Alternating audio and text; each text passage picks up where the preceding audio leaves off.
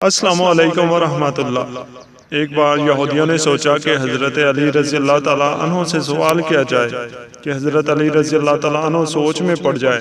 یہودی سوچنے لگے کہ ایسا بندہ کہاں سے ملے گا جو حضرت علی رضی اللہ تعالیٰ عنہ سے ایسا سوال کرے۔ یہودیوں نے ایسا بندہ ڈھونڈنا شروع کر دیا۔ ڈھونڈتے ڈھونڈتے کافی عرصے کے بعد ایک ایسے یہودی عالم کے پاس گئے جو 70 سال سے غار میں رہ رہا تھا۔ وہ یہودی بے انتہا بوڑھا اور کمزور تھا۔ اس کی اتنی ریاضت تھی کہ وہ غیب کی چیزوں کو بھی دیکھ سکتا تھا۔ وہ یہودی اس عالم کو لے کر کوفہ آ گئے۔ حضرت علی رضی اللہ تعالیٰ عنہ مسجد میں تشریف فرما تھے۔ یہودی عالم کو مسجد کے باہر تیار کر کے مسجد کے اندر بھیجا گیا۔ یہودی عالم جب مسجد کے اندر داخل ہوا تو سامنے حضرت علی رضی اللہ تعالیٰ عنہ منبر پر تشریف فرما تھے۔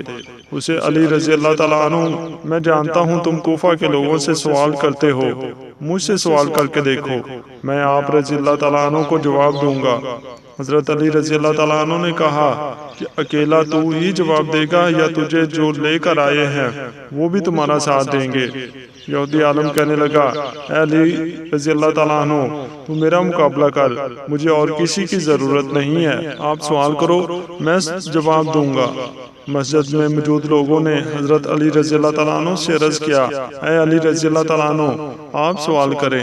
اب امیر المومنین حضرت علی رضی اللہ تعالیٰ عنہ کے سامنے یہودی کھڑا تھا۔ ایک جاہل یہودی اچانک حضرت علی رضی اللہ تعالیٰ عنہ نے ہاتھ کو پیچھے کر کے اپنی مٹھی یہودی کے آگے کر دی۔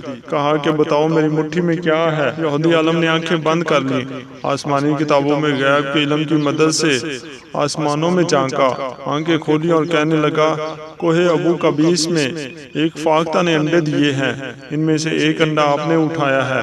صحابہ اکرام اور مسجد میں تمام لوگوں کی نظریں حضرت علی رضی اللہ تعالیٰ عنہ کے ہاتھ پر تھیں کہ دیکھیں کیا نکلتا ہے۔ حضرت علی رضی اللہ تعالیٰ عنہ نے ہاتھ کھولا تو اس میں فاختہ کا انڈا تھا۔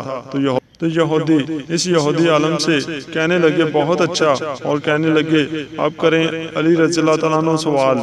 اچانک حضرت علی رضی اللہ تعالیٰ عنہ منبر سے نیچے اترے اور کہنے لگے، آج تک کسی ماں نے ایسا بیٹا جنا ہی نہیں جو حضرت علی رضی اللہ تعالیٰ عنہ کا مقابلہ کر سکے۔ حضرت علی رضی اللہ تعالیٰ عنہ نے وہی انڈا یہودی عالم کے ہاتھ پر رکھ دیا اور فرمایا کہ لے اسے وہیں رکھ کر دکھا جہاں سے میں نے اسے اٹھایا ہے۔ حضرت علی رضی اللہ تعالیٰ عنہ کا اتنا کہنا تھا کہ یہودی عالم آپ رضی اللہ تعالیٰ عنہ کے قدموں میں گر پڑا اور کہنے لگا، یا علی، جو میں نے کہا عالم کرتے ہیں اور جو آپ نے کیا وہ خالق کرتے ہیں۔ جب یہودی عالم نے یہ دیکھا تو شرمندہ ہو کر جانے لگا۔ تو حضرت علی رضی اللہ تعالیٰ عنہ نے فرمایا، اگر اب تو یہاں آ ہی گیا ہے تو مجھے کچھ بتا کے جا۔ یہودی سر جھکا کر کھڑا ہو گیا، پوچھئے یا علی، آپ رضی اللہ تعالیٰ عنہ نے فرمایا، یہ جو تو غیب کے جواب دیتا ہے یہ تو نے کہاں سے سیکھا؟ یہودی کہنے لگا، یہ میں نے ریاضت کی ہے، عبادت نہیں۔ علی رضی اللہ تعالیٰ عنہ نے کہا، اپنا نفس مارا؟ یہودی کہنے لگا، جی مارا۔ حضرت علی رضی اللہ تعالیٰ عنہ نے کہا کرتا ہے تو نفس مارنے کے لیے؟ یہودی کہنے لگا، میرا نفس جس کام کے لیے مجھے کہتا ہے میں وہ کام نہیں کرتا، جس کے لیے روکتا ہے وہ میں کرتا ہوں۔ نہ پڑھتے ہوئے بھی میں ریاضت کے اس مقام پر پہنچ گیا ہوں کہ میں غیب کی چیزوں سے واقف ہو گیا ہوں۔ علی رضی اللہ تعالیٰ عنہ نے فرمایا، اچھا تیرا نفس تجھے کہے وہ تو نہیں کرے گا؟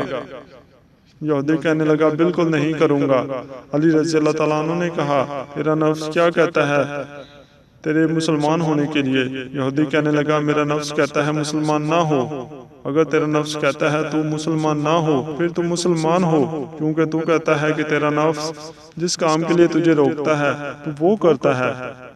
یہودی حضرت علی رضی اللہ تعالیٰ عنہ کے قدموں میں گرا اور کہنے لگا، تو نفس سے کیسے واقف ہے؟ علی رضی اللہ تعالیٰ عنہ نے سینے پہ ہاتھ مارا اور کہا، میں نفس سے واقف ہوں۔